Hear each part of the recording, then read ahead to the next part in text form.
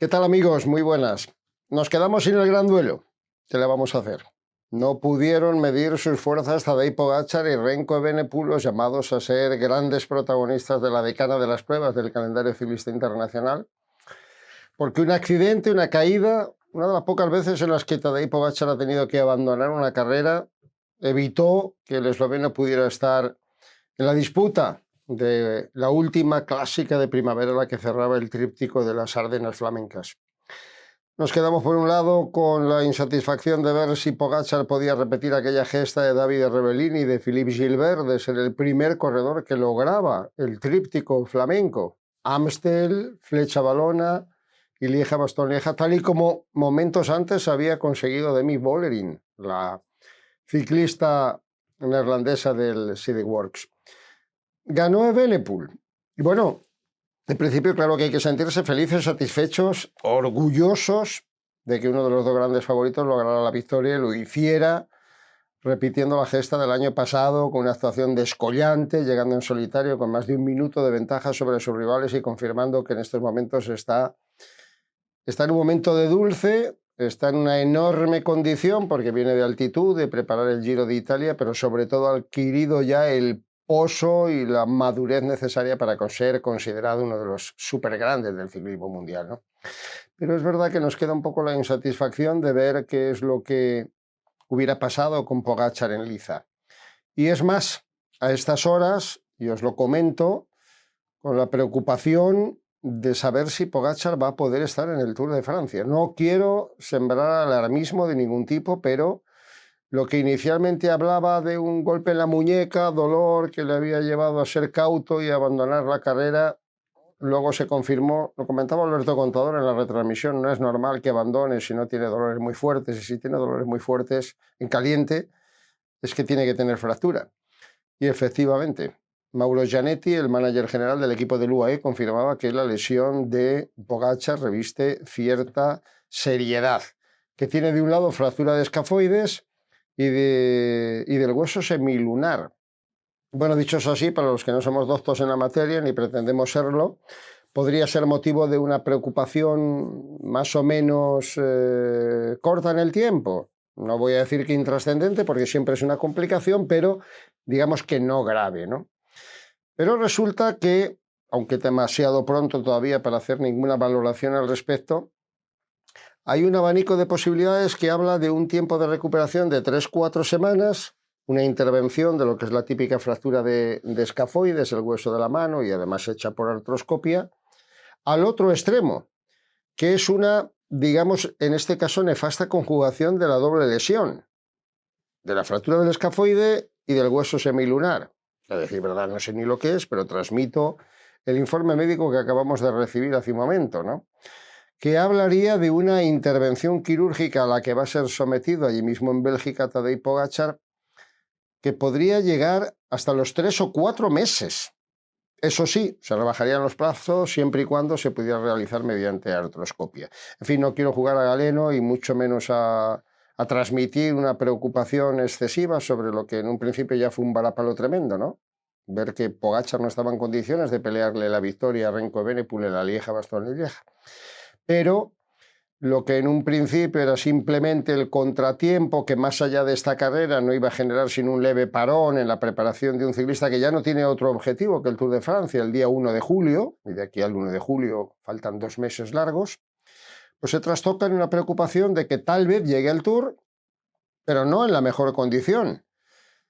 En el peor de los casos, que no llegaría ni siquiera a poder disputar el Tour de Francia, y en el mejor de los casos, que siendo 3-4 semanas, parece ser que con una artroscopia de la fractura de escafoide simplemente se puede estar moviendo la muñeca al día siguiente, el plazo son mínimos, a que le lleve un mes de recuperación, lo cual ya, digamos que condicionaría de alguna manera la preparación del Tour de Francia, ¿no? Pogačar tiene previsto descansar un poco, concentrarse en altitud, correr el Tour de Eslovenia, que lo corre en la tercera semana de junio, y presentarse en la salida del Tour de Francia en el País Vasco, ¿no?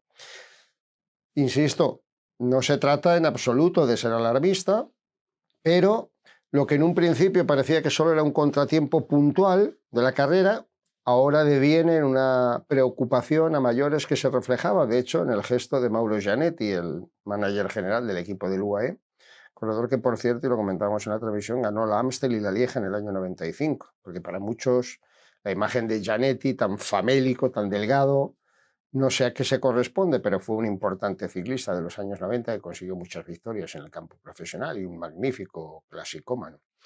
Bueno, dicho esto, ¿qué es lo que nos ha dejado la carrera? Pensábamos que podía haber algún tipo de competencia, que podía abrirse el abanico de posibilidades, que podíamos presenciar una carrera también bonita que no se limitara exclusivamente a los dos. Pero ahora que hemos visto ganar a Remco Evenepoel con esa autoridad manifiesta, llegando exultante a la línea de meta como quien se acaba de levantar de la cama, porque es impresionante. El Pitbull, después de 258 kilómetros, rodando casi toda la carrera en cabeza, atacando en el Col de la Redoute, donde si no, cuando faltaban 30 kilómetros para meta, en el mismo escenario que lo hizo el año pasado, no ha dejado ninguna historia bonita para vender. Evenepoel ha ganado de calle, Evenepoel ha ganado con la autoridad que se le presumía en la salida y de hecho nos ha dejado huérfanos de otras emociones. No han sido pocas, ¿eh? Ver a un campeón del mundo con el maillot de campeón del mundo ganar la clásica decana del ciclismo mundial no ocurría, y lo comentábamos en el vídeo anterior de previa, desde el año en el que lo consiguió en los 80 Moreno Argentín. Ojito que son palabras mayores, 35 años. No veíamos ganar a un campeón del mundo en esta situación una carrera, un monumento, desde que lo hizo Peter Sagan en la París-Roubaix en el año 2018. Y la maldición del maillot arcoíris explica de alguna forma que no sea tan frecuente ver a un campeón del mundo con el maillot arcoíris ganar grandes carreras. En el caso de Evenepoel, la historia ha cambiado y con ese maillot acaba de ganar la Lieja-Bastogne-Lieja, siendo el quinto corredor en la historia que consigue ese objetivo. El último, Eddy Merckx, en los años 70. Después, Moreno Argentín, evidentemente. Y la carrera, ¿qué les vamos a decir? Ha sido decepcionante, por lo que nos toca un poco a nosotros, ¿no? Porque teníamos muchas expectativas puestas en los corredores españoles que siempre han brillado en esa carrera y menos expectativas en los latinos, en los latinoamericanos, por las ausencias de gente tan importante como Bernal, como Carapaz, como Dani Martínez. Al final sí corrió Higuita, con papel secundario. Pero sin embargo, por ahí nos ha venido la alegría de ver a Santi Buitrago auparse al tercer puesto haciendo una gran carrera y demostrando que también puede tener protagonismo en las clásicas, un corredor que ya ha destacado en las grandes vueltas por etapas y en la montaña, ¿no? Es verdad que esta es una prueba que se ajusta y muy bien a las características de Buitrago y de cualquier escalador, pero que en este caso concreto, por ejemplo, le fue esquiva a la representación española, ¿no? Y eso que Johnny Izaguirre tuvo un magnífico comportamiento, terminó 16º en la etapa, estuvo peleando incluso por las posiciones de podio en el grupo cabecero detrás de Remco Evenepoel, pero al final llegó prácticamente el último del grupo. Y Enric Mas tuvo problemas estomacales de salud que le llevaron a verse cortado cuando todavía no se había iniciado la gran batalla, y Mikel Landa tampoco estaba en las mejores condiciones y terminaron abandonando los dos. Si a eso le unimos que Pello Bilbao no estaba en plenitud, pues efectivamente el cuarto hombre en discordia era Johnny Izaguirre, y el corredor del Cofidis ha tenido una actuación fantástica, todo hay que decirlo, aunque tuviera o se viera relegado al puesto 16º. Pero por lo que hace el ciclismo latino lo ha compensado y con creces Santi Buitrago. Yo creo que es una alegría fantástica porque estamos hablando de corredores muy jóvenes. No estamos hablando de un Chávez, que también lo hizo bien, ni de otros más curtidos en la pelea, ¿no? Rigobert Urán, que tampoco estaba en la liza.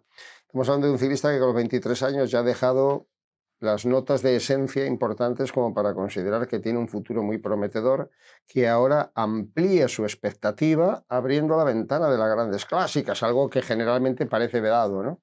Pues no, ha tenido una actuación fantástica, peleó incluso con Tom Pidcock por la segunda plaza y consiguió un podio que no era fácil, porque detrás del vencedor Remco Evenepoel llegaron Ben Healy, otra vez fantástico, el irlandés de Education First, Pidcock, que tuvo una carrera asombrosa.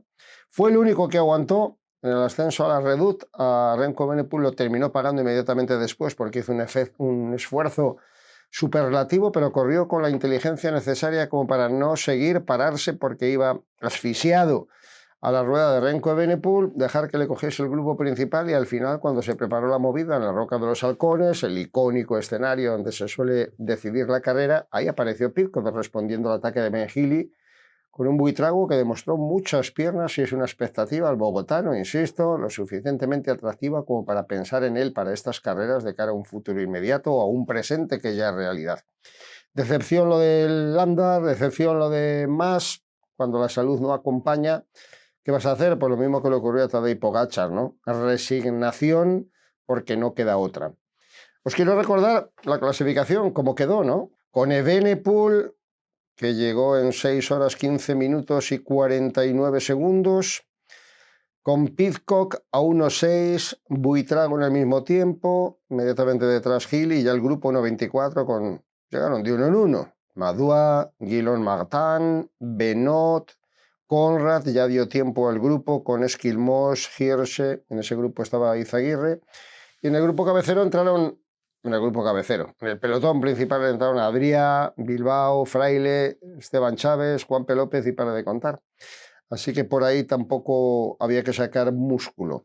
La confirmación de Evenepoel, yo creo que no la necesitaba, pero no sé si se me advierte un tono de preocupación, es muy probable, pero primero fue la pequeña decepción o gran decepción de viendo a un Evenepoel tan superlativo, qué hermoso y espectacular hubiera sido el duelo entre los dos, con la cota de Stokke, allá donde Eddy Merckx montaba sus números y tiene su efigie, su imagen, su estela, y luego con el ascenso tanto a la cota de la Redoute como a la Roca de los Halcones, icónicos, digo, escenarios de la Lieja-Bastogne-Lieja, donde la pelea entre los dos habría sido fantástica. Intentó Pidcock, el hombre, tomar la posición y el puesto de Tadej Pogačar, pero desgraciadamente no pudo estar al nivel de Remco Evenepoel. Y en principio la verdad es que no cabe ni la menor duda de que Pogačar hubiera estado al nivel de Evenepoel. Que le hubiera ganado o no, no lo sabemos, porque el Pitbull anduvo sobresaliente, espectacular. Pero después de las demostraciones que ha hecho el Principito, como para no tenerle en consideración. Y si por un lado ese fue un punto ligeramente decepcionante, pues por el otro la preocupación, la honda preocupación que hemos recibido después de acabar la retransmisión, precisamente consultando con los doctores. A ver, no hay nada que se pueda adelantar, pero como el rostro de Gianetti, el manager general del UAE, era de preocupación, es inevitable que nos la haya trasladado. Posiblemente una precaución que hablaba de esperar acontecimientos, ¿no? De ver cómo evoluciona la historia, cómo es la operación, y será cuando ésta se produzca, cuando tengamos un informe, digamos, más sólido y mucho más fiable del plazo de recuperación que va a tener el ciclista. Pero solo de pensar, como estamos, ¿no? De la misma manera que estamos anidando en nuestro interior ya toda la emoción de ese duelo de mayo entre Evenepoel y Roglic en el Giro de Italia, igual estamos salivando, ¿no? Con lo que va a ser un duelo apoteósico entre Pogačar y Vingegaard. Los demás también cuentan, ¿eh? Pero focalizamos en las verdaderas estrellas en el Tour de Francia. Si te dicen mañana que no va a estar Pogačar, por lo menos no va a estar en condiciones en el Tour de Francia, sería un varapalo tremendo para todas las expectativas que se han centrado. Bueno, yo desde aquí, insisto, huyo por completo del alarmismo. Espero y confío en que Pogačar esté en perfectas condiciones el 1 de julio en la salida en Bilbao de la Vuelta a Francia, del Tour. Pero advierto y avanzo de la preocupación que en estos momentos podemos tener todos, porque sería un balaparo y un contratiempo muy serio. Ahí lo dejo, sin jugar a adivinanzas y transmitiendo la información que tengo en estos momentos, y aquí paz y después gloria, ¿no? Demos tiempo al tiempo y sobre todo disfrutemos, como lo hemos hecho durante la retransmisión y la carrera, del espectáculo formidable que hoy nos ha regalado Remco Evenepoel, y de que en efecto estas grandes estrellas de la edad de oro del ciclismo mundial no fallan nunca. Más allá del rendimiento de uno, de la adversidad de otro, como ocurrió en el día de hoy, los llamados son los elegidos y responden siempre con el espectáculo. Hoy Evenepoel nos regaló una más en su línea, 23 años, 41 victorias. Pogačar tiene 24 años y suma 58. Estamos hablando de monstruos que están escribiendo la historia del ciclismo. Por eso nos preocupa no poder disfrutar de ellos de forma constante y permanente. Hagamos votos porque Pogačar se recupere plenamente y disfrutemos, mientras tanto, de la gesta que hoy ha escrito en el libro del ciclismo este Pitbull, que como campeón del mundo ha vuelto a ganar. 35 años después de que lo hiciera, repetimos, Moreno Argentín, con el maillot de campeón del mundo, la clásica decana del ciclismo internacional.